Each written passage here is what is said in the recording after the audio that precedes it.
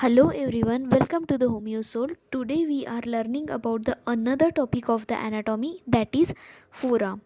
Forearm extends between the elbow and the wrist joint. The radius and the ulna form its skeleton. So the radius and ulna are the bone of the forearm and it extends from the elbow to the wrist joint. The surface landmarks to be remembered in a front and a side of the forearm, that are the epicondyle of a humerus, tendon of a bicep brachii. It can be felt in a front of a elbow, head of a radius, styloid process of a radius, head of the ulna, styloid process of the ulna, pisiform bone, hook of hamate, tubercle of a scaphoid, tubercle of the trapezium, tendon of the flexor carpi radialis, palmaris longus, flexor carpi ulnaris, then the transverse crease and the median nerve, then the muscles of the front of the forearm. So the component of the front of the forearm are, there are 8 muscle, out of which 5 are the superficial muscle and the 3 are the deep muscle. 2 arteries, mainly radial artery and the ulnar artery, and the 3 nerve, median nerve, ulnar nerve and a radial nerve. So these are the component of the front of the forearm. Then the 5 superficial muscles of the forearm are the pronator teres, flexor carpi ulnaris, flexor carpi radialis, palmaris longus, flexor digitorum superficialis.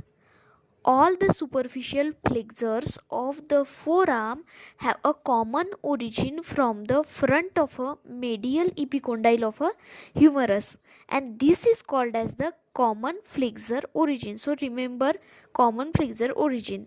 Then the deep muscles of the forearm, the front of the forearm, are flexor digitorum profundus, flexor pollicis longus and the pronator quadratus. So there are some points about the flexor digitorum profundus, and that are, flexor digitorum profundus is the most powerful and a most bulky muscle of the forearm. The main gripping power of a hand is provided by the flexor digitorum profundus. The flexor digitorum profundus muscle is supplied by the 2 different nerve, so it is called as the hybrid muscle. So remember, flexor digitorum profundus is a hybrid muscle. Then the synovial sheaths of the flexor tendon. These are the common flexor synovial sheath, that is the ulnar bursa, synovial sheath of a tendon of the flexor pollicis longus, that is the radial bursa, and the digital synovial sheath. Then what is the vincula longa and the brevia? So vincula longa and the brevia are the synovial folds. They are similar to the mesentery, which connect the tendon to the phalanges. So they transmit the vessels to the tendon, and these are the remnants of the mesotendons. So remember the term vincula longa and the brevia. Then the arteries of the forearm. So there are mainly 2 arteries, that is the radial artery and the ulnar artery. So we will study in a detail about the radial artery first. The beginning, course and termination of the radial artery. Radial artery is a smaller terminal branch of the brachial artery in the cubital fossa. It runs downward to the wrist with the lateral convexity and leaves the forearm by turning posteriorly and entering the anatomical nerve box. As compared to the ulnar artery, it is quite superficial throughout the whole course. Artery accompanied by the vena comitans. Then relations of the radial artery. Anteriorly, it is overlapped by the brachioradialis in the upper half, and in the lower half it is covered only by the skin, superficial fascia and the deep fascia. Posteriorly, radial artery is covered by bicep brachii, flexor pollicis longus, flexor digitorum superficialis and a pronator quadratus. Then medially by the pronator teres in the upper 1/3, tendon of a flexor carpi radialis in a lower one third. Laterally, brachioradialis in a whole extent and a radial nerve in the middle one third. Then the branches of the radial artery in a forearm. So there are 5 branches: radial recurrent artery, muscular branch, palmar carpal branch, dorsal carpal branch, and the superficial palmar branch. Then we will study in a detail about the ulnar artery. So the beginning, course and termination of the ulnar artery. So it is the larger terminal branch of the brachial artery and it begins in the cubital fossa. It runs obliquely downward and medially in the upper one third of the forearm, but in the lower two third of the forearm course it is vertical. So it enters the palm by passing superficial to the flexor retinaculum. Then the relations of the ulnar artery. Anteriorly, ulnar artery is covered by the muscles arising from the common flexor origin and the median nerve. Lower half is covered by the skin superficial fascia. Then posteriorly it lies on the brachialis and on flexor digitorum profundus. Medially it is related to the ulnar nerve and the flexor carpi ulnaris. Laterally related to the flexor digitorum superficialis artery accompanied by the vena comitans. So both radial artery and the ulnar artery both are accompanied the vena comitans. Then the branches of the ulnar artery. There are 5 branches. First one is the anterior and the posterior ulnar recurrent artery. The common interosseous artery. There are 2 sub branches, that is the anterior interosseous artery and the posterior interosseous artery. Then the muscular branch, the palmar carpal branch and the dorsal carpal branch. Then the nerves. There are 3 main nerves of the forearm and that are median nerve, ulnar nerve and radial nerve. So we will study in a detail about all the nerves. So first is the median nerve. So it is the main nerve of the front of the forearm and supplies the muscles of the thenar eminence. Median nerve control the coarse movement of the hand as it is supplies the most of the long muscles of the front of the forearm. Hence the median nerve is called as the labourors nerve. So remember the term labourors nerve. Median nerve is called as the labourer nerve. Then the course of a median nerve. Median nerve lies medial to the brachial artery and it enters the cubital fossa. It is the most medial content of the cubital fossa. Then it enters the forearm to lie between the flexor digitorum superficialis and the flexor digitorum profundus. It lies adherent to the back of the superficialis muscles. Then it reaches down to the region of the wrist where it lies deep to the lateral to the palmaris longus tendon. Lastly, it passes deep to the flexor retinaculum through the carpal tunnel to enter into the palm. Then the relations of the median nerve. In the cubital fossa, median nerve lies medial to the brachial artery behind the bicipital aponeurosis and in front of the brachialis. The median nerve enters the forearm by passing between the 2 heads of the pronator teres. Here it crosses the ulnar artery from which it is separated by the deep head of the pronator teres.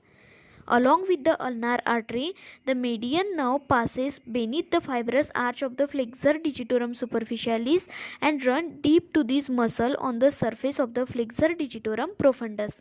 It is accompanied by the median artery, a branch of the anterior interosseous artery about 5 cm above the flexor retinaculum, and it becomes superficial and lies between the tendon of the flexor carpi radialis laterally and the flexor digitorum superficialis medially. It is overlapped by the tendon of the palmaris longus. The median nerve enters the palm by passing deep to the flexor retinaculum through the carpal tunnel. Then the branches of the median nerve. So there are the muscular branches which are given off in the cubital fossa to the flexor carpi radialis, palmaris longus and the flexor digitorum superficialis.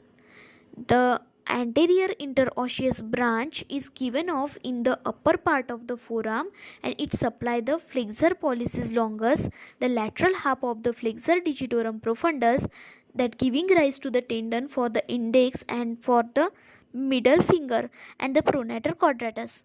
The nerve also supplies the distal radio-ulnar and the wrist joint. Then the palmar cutaneous branch arises a short distance above the flexor retinaculum that lies superficial to it and supplies the skin over the thenar eminence and the central part of the palm. Articular branches are given to the elbow joint and the proximal radio-ulnar joint. Vascular branches are supplies the radial and the ulnar arteries, and the communicating branch it is given to the ulnar nerve. Then our next nerve is the ulnar nerve. So ulnar nerve is also called as the musician's nerve because it controls the fine movements of the finger. So its course in the forearm is ulnar nerve is a palpable as it lies behind the median epicondyle of the humerus, and it is not a content of the cubital fossa. So remember that ulnar nerve is not the content of the cubital fossa. It enters the forearm by passing between the two heads of the flexor carpi ulnaris, that is the cubital tunnel, to lie along the lateral border of the flexor carpi ulnaris in the forearm.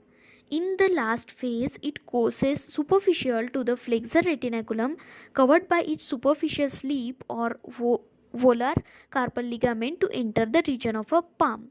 Then the relations of the ulnar nerve are: at the elbow joint, the ulnar nerve lies behind the medial epicondyle of the humerus, and it enters the forearm by passing between the two heads of the flexor carpi ulnaris. In the forearm, the ulnar nerve runs between the flexor digitorum profundus medially and the flexor digitorum superficialis laterally. At the wrist, the ulnar neurovascular bundle lies between the flexor carpi ulnaris and the flexor digitorum superficialis.